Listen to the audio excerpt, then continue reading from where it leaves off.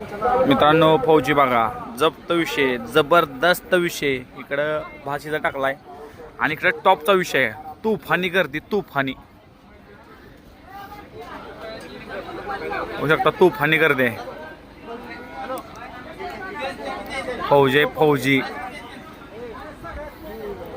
इकडे बघू शकता फौजीचं इकडं जबरदस्त चालू आहे जेवण करायचं फौजी खूप बिझी आहे ती फौजी कसं वाटतं आजचं नियोजन काय पण आज बैल पण पाहिलाय ना